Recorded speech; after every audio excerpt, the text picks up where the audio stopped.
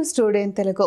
సర్వలోకానికి ప్రేమ, దయ, కరుణను చాటి చెప్పిన సర్వలోక రక్షకుడు ప్రభువైన యేసుక్రీస్తు అని ప్రముఖ ఎముకల వైద్య నిపుణులు మరియు జనసేన పార్టీ సీనియర్ నాయకులు డాక్టర్ బోండా సూర్యారావు పేర్కొన్నారు. ఈ కార్యక్రమానికి ఇచ్చేసినటువంటి స్వామి గారికి, తారక్ గారికి, అపర్ణ మేడం గారికి, అలాగే నాగలక్ష్మి మేడం గారికి, సత్య మేడం గారికి, అలాగే ఇక్కడ పనిచేస్తున్నటువంటి స్టాఫ్కి, యాజమాన్యం మన భర్త గారు, సుబ్రాజ్ గారు, మన రఘువరం గారు, వారి కుటుంబ సభ్యులు అందరికీ కూడా క్రిస్మస్ వేడుక యొక్క శుభాకాంక్షలు తెలియపరచడం జరుగుతుంది. క్రిస్మస్ మనం స్వామి గారు ఇందాకనే మీకు తెలియపరిచారు. క్రిస్మస్ అంటే ఏంటి, క్రీస్తు అంటే ఏంటి, క్రిస్మస్ అంటే ఏంటి, క్రీస్తుని ఆరాధించడమే క్రిస్మస్. ఇది యేసు ప్రభు యొక్క గొప్పదనాన్ని మనం తెలుసుకోవడానికే ప్రతి సంవత్సరం ఆయన జన్మదినాన మనం క్రిస్మస్ వేడుకలు జరుపుకుంటాం. ఆయన ప్రపంచానికి ఏం పంచారు, ఆయన ప్రేమ, దయ, కరుణ, శాంతి, వినయం ఇటువంటివన్నీ కూడా ఆయన ప్రపంచానికి నేర్పి వెళ్ళారు.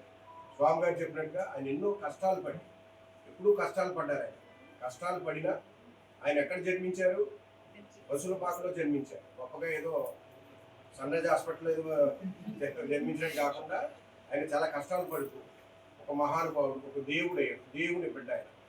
సరే, ఆయన చేసింది ఏంటి, ఈ దేశానికి, ప్రపంచానికి చేసింది ఏంటంటే ఆయన బాటలో నడుస్తూ శాంతి, దయ, కరుణ అని మనం నడుస్తూ వెళ్తూ ఉన్నాం. ఈ ఈ వేడుకలు ఒక క్రిస్మస్ అంటే ఒక క్రిస్టియన్సే కాదు, ప్రపంచంలో ఉన్న అందరూ కూడా క్రిస్మస్ యాత్రలు కూడా జరుపుకుంటారు. ఎందుకంటే ఆయన నుంచి నేర్చుకున్నటువంటి గొప్పతనాన్ని, మంచిని అందరూ కూడా పాటిస్తారు. మన క్రిస్మస్ వేడుకలు చాలా వరకు హాస్పిటల్లో కూడా బాగా ఘనంగా నిర్వహిస్తుంటారు. కారణం ఏంటంటే క్రిస్మస్ యొక్క జీవన విధానంలో నేర్పింది ఏంటి అంటే ఆయన రోగులు స్వస్థపరిచాడు. రోగుల్ని అతని యొక్క స్పర్శతో స్వస్థపరిచాడు. అలాగే ఆయన యొక్క ప్రేమ, దయ, కరుణతో ప్రపంచంలో చాలా మందికి ఆయన ఉపయోగపడ్డారు ఆయన జీవిస్తున్నప్పుడే. సో ఇప్పుడు మనం చేయగలిగేది ఏంటి? డాక్టర్లు ఉంటారు, వారు పేషెంట్ని అడ్మిట్ చేస్తారు. అడ్మిట్ చేసిన తర్వాత వైద్యాన్ని సక్రమంగా టైంకి ఇవ్వాల్సింది, చేయాల్సింది ఇక్కడ ఉన్నటువంటి స్టాఫ్ అంతా. 24 గంటలు స్టాఫ్ ఎవరితో ఉంటారండి? పేషెంట్తో ఉంటారు. డాక్టర్లు ఉండరు. వారు చెప్పేసి మళ్ళీ 24 గంటల తర్వాత చూడడం, లేదా 10 గంటల తర్వాత చూడడం, లేదా 6 గంటల తర్వాత చూడడం చేస్తూ ఉంటారు. కానీ 24 గంటలు వారికి అందుబాటులో ఉండి సేవలు అందించి శుశ్రూషలు చేయగలిగే బాధ్యత తీసుకునేది మీరు. సో మీ వృత్తిలో ఆ రకంగా ఆ దేవుని యొక్క స్ఫూర్తితో మీరు ముందుకు వెళ్ళగలిగితే మీరు ఎంచుకున్న వృత్తిలో మీరు చాలా గొప్పవారు అవుతారు. మీరు ఎంతో మందికి ప్రాణదాతలు అవుతారు.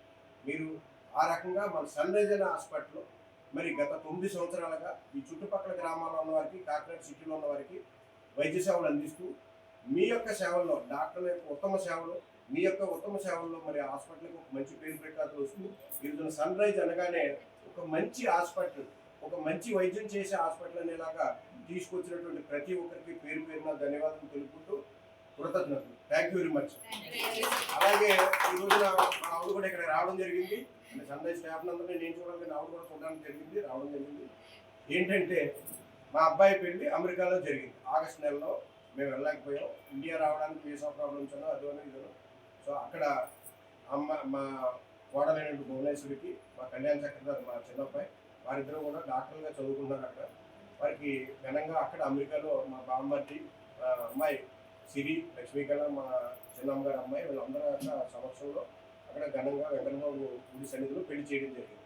సో ఆ సందర్భంగా మీ క్రిస్మస్ వేడుకను పంచుకోవడానికి మీతో పాటు కలిసి మరి చక్కగా విందు ఆరగించడానికి కూడా రావడం జరిగింది. మీ యొక్క ఆశీస్సులు, మీ యొక్క అభిమానంతో ఇవన్నీ సాధ్యమైనవి అని చెప్పేసి ఆ పద్ధతులతో ఇక్కడ ఈ రోజున మనం ఈ రకంగా కలవడం జరిగింది. ఈ క్రిస్మస్ వేడుకల యొక్క స్ఫూర్తిని మీరు ఎప్పుడూ కంటిన్యూ చేయాలి. మీరు మంచివారుగా అవ్వాలన్నా, ఒక దేవుణ్ణి ఆయన చనిపోయిన 2000 సంవత్సరాల తర్వాత కూడా పూజిస్తున్నారు, ప్రార్థిస్తున్నారు, వారిని ఫాలో అవుతున్నారు అనుకుంటే వారి యొక్క ఎంత బలమైన జీవన విధానం ఉందో తెలుసుకుని మనం కూడా ఆయన బాటలో నడిచి ఆ ప్రేమని, ఆ శాంతిని, ఆ క్షమాగుణాన్ని ప్రజలకు, మన చుట్టుపక్కల వారికి ఇచ్చి మనం కూడా పేరు ప్రఖ్యాతి తెచ్చుకోవాలని, ఆయన బాటలో నడవాలని మరొకసారి కోరుకుంటూ ఇక్కడ ఇచ్చేసిన పెద్దలకు, మన హాస్పిటల్ యాజమాన్యానికి, స్టాఫ్కి, అందరికీ, బాయ్స్ అందరూ కూడా సుఖ సంతోషంతో ఉండాలి. మీ కుటుంబ సభ్యులతో ఈ పండుగను ఘనంగా జరుపుకోవాలని కోరుకుంటూ సెలవు తీసుకున్నాను. నమస్కారం.